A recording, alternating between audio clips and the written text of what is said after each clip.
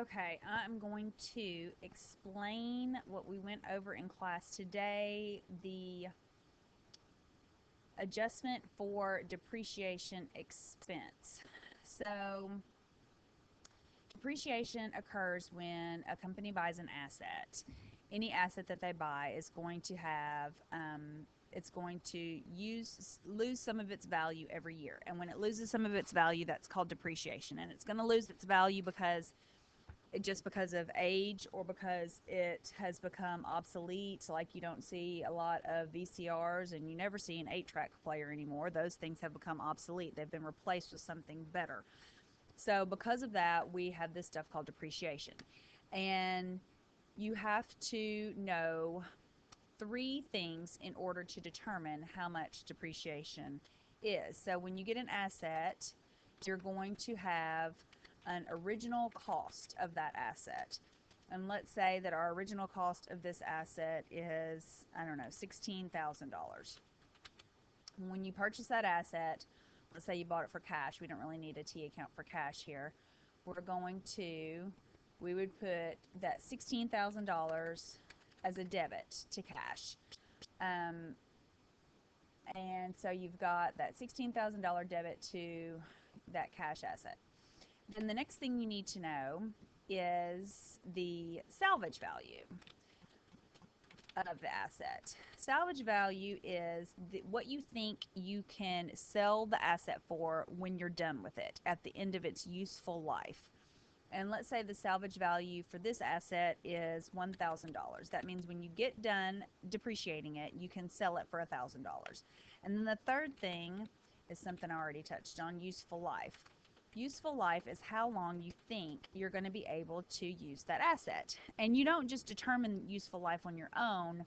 The IRS puts out a table and it will say, if you have a vehicle, the useful life is this many years. If you have a computer, it's this many years. Office equipment, they have different useful life variations depending on what the asset is.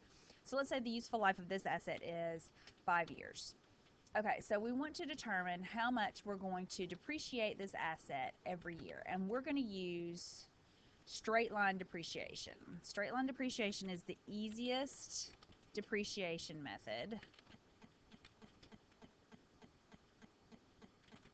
And it just means you would depreciate it the exact same amount every year over the useful life. So with straight line depreciation, this is how you would determine how much you would depreciate it. You take the original cost, which is $16,000, and you subtract the salvage value, which is $1,000.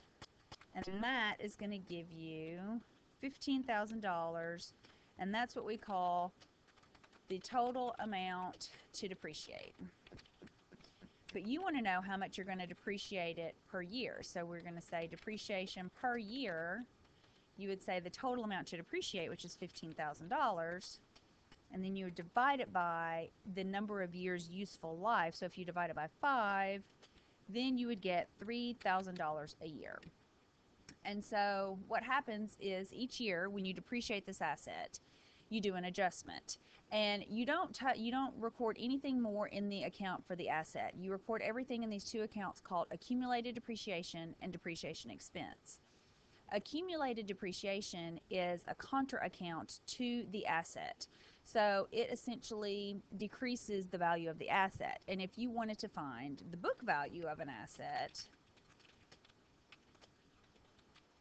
that would be the original cost less the accumulated depreciation. So let's say we had our first year. We're going to put a text box in here. Our first year for accumulated depreciation, which it has a normal balance of a credit because it's a contra account to the asset, which has a normal balance of a debit. So the first year you would depreciate it $3,000 because we're going to depreciate these things $3,000 a year. So the first year we depreciate it $3,000, and that would be our credit. And then our corresponding debit to that would be depreciation expense of $3,000.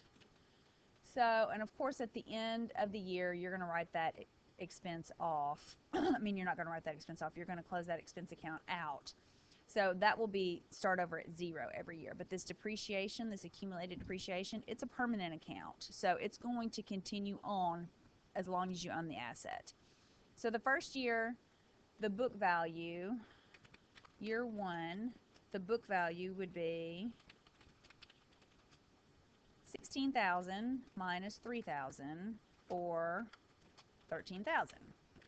And then year two, the book value would be, so at the end of year two, what you're going to do is you would do the same thing. It would be another $3,000.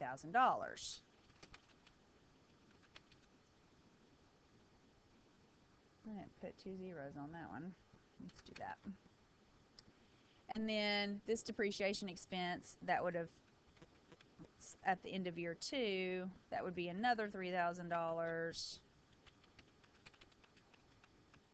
So at the end of year two, your book value would be the original cost, $16,000, minus the total depreciation, which at this point is a total of $6,000, because you've got $3,000 from year one, $3,000 from year two.